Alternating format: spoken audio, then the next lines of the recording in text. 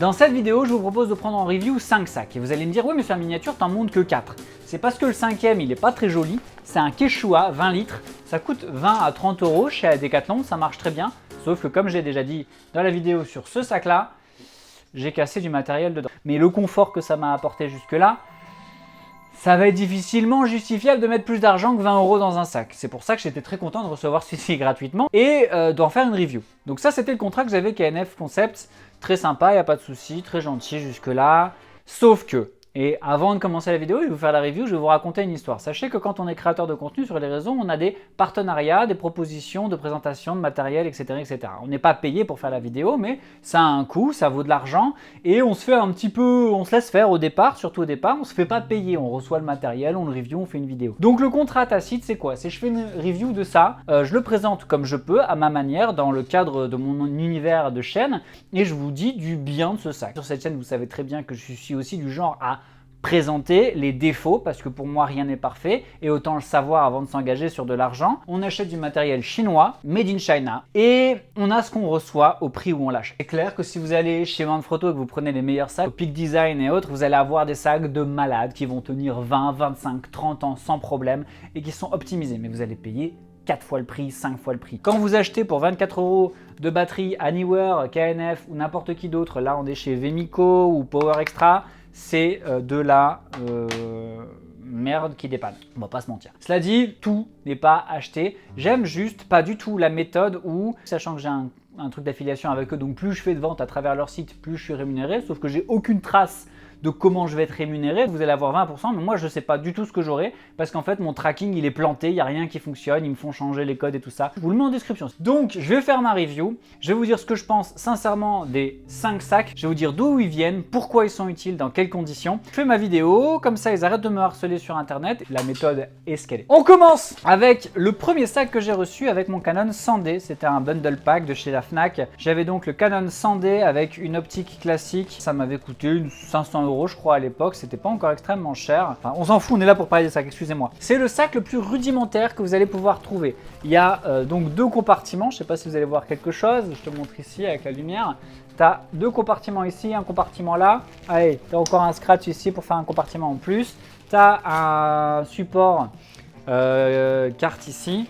Et à l'époque, ils avaient trouvé judicieux de te mettre une pochette bandoulière ici.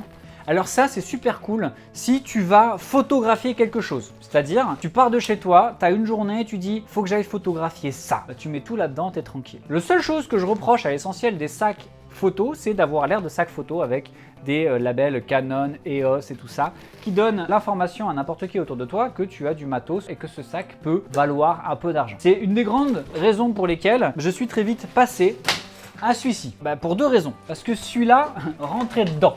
Déjà, regarde, je te montre. Donc je mets tout mon appareil photo, tout mon attirail là, hop, il rentre dedans et à côté, je mets ce que j'ai besoin en plus, tu vois. Donc c'était vachement intéressant, ça a très bien fait le boulot, à part comme je vous dis, j'ai cassé le flash. Je prenais ça comme ça et ça me permettait d'avoir le meilleur des 2 mondes, à savoir la possibilité de mettre des fringues, mettre des trucs en plus et tout ça. Et quand j'arrivais sur place, je sortais celui-là, je me le mettais en bandoulière par devant, celui-là derrière et je shootais ce que j'avais à shooter et j'avais de la place pour transporter des trucs, genre un ordinateur ou un truc comme ça si je voulais faire du traitement directement sur place. Ça, c'est un sac Manfrotto spécial pour drone fantôme. Il est top ce sac, sauf qu'il est conçu pour faire rentrer un drone fantôme ici. Très pratique, sauf que j'ai niqué la lens du fantôme dessus parce qu'en fait il y avait un frottement qui se faisait à l'intérieur entre le réceptacle qui venait soutenir la lens, enfin la caméra pour qu'elle bouge pas trop. Là-dedans, avec les mouvements, ça faisait frotte, frotte, frotte, frotte, frotte et j'ai griffé toute ma lens de mon fantôme avec ce sac. Donc en termes de pertinence, c'était pas génial. Et tu as encore et toujours cette fameuse pochette ici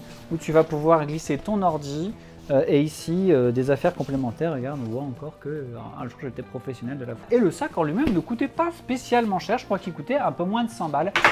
Ce qui fait que ce sac, il est très bien, il est grand, encombrant, il est marqué Manfrotto dessus, donc si tu vas promener, clairement tu as cette impression que le mec il a du matos de fou sur lui. Il est configuré pour fonctionner en mode drone, mais j'ai plus de drone. J'ai pu justifier de mettre la BMPCC 6K dedans avec tous mes articles et tout ça, et de configurer un peu mon sac, mais c'était pas optimal, trop encombrant. Ça c'est un sac photo très pratique, mais exclusivement photo. Alors ce que tu vas apprécier avec celui-ci, c'est qu'il n'est rien marqué nulle part comme quoi c'est un sac photo. Par contre, il a une tronche, le sac photo, c'est-à-dire qu'il n'a pas l'air pratique. Autant te dire que quand tu as ça sur le dos, tu le sens, il épouse pas du tout la forme d'un dos, c'est pas un bon sac, il se met pas bien dans ton dos, c'est pas confort du tout.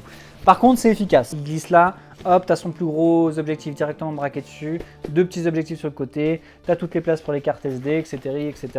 Très efficace pour un transport rapide de beaucoup de matos. Le problème du transport rapide de beaucoup de matos, c'est la même problématique qu'avec un autre sac, c'est-à-dire que plus tu as de matos photo dans un seul sac, plus tu as de chance que quelqu'un, quand tu fais du photoshoot run and gun, repère ton sac et que si tu le poses 4 secondes, bye bye, merci, au revoir. J'aime bien l'idée d'avoir un sac camouflé, ça se voit pas trop. Et le meilleur de tous ces mondes s'est retrouvé dans ce sac que j'aime beaucoup, qui n'a pas fondamentalement l'air d'un sac photo. Allez voir la vidéo si vous voulez. Il y a toute une fonction compartimentée plutôt bien foutue, avec au-dessus cette possibilité donc de mettre tes affaires, clip, des chaussettes, un pantalon, un t-shirt, il y a tout qui rentre là-dedans. Et en dessous, dans la partie inférieure, que tu accèdes par ici en sécurité, tu vas te retrouver avec un espace dédié photo. Là, tu te retrouves avec le meilleur des deux mondes bien mélangé.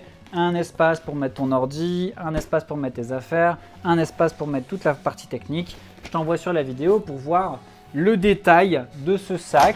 Je suis très content de ce sac. Pas content de la méthode KNF Concept, d'essayer de me sortir un maximum de vidéos et tout ça, alors que derrière, quand moi je leur demande quelque chose, ils m'envoient. Je vous mets les liens d'affiliation si vous voulez en description. Il faut trouver le sac qu'il vous faut. Mon conseil, c'est trouver un sac qui n'a pas l'air d'un sac photo. Le problème, c'est que dès que vous allez partir sur un truc qui n'a pas l'air d'un sac photo, c'est probablement parce que c'en est pas un. Et donc, vous allez avoir un taux de latence et d'efficacité qui va être compliqué. Ça, franchement, très content. Il n'y a pas de souci.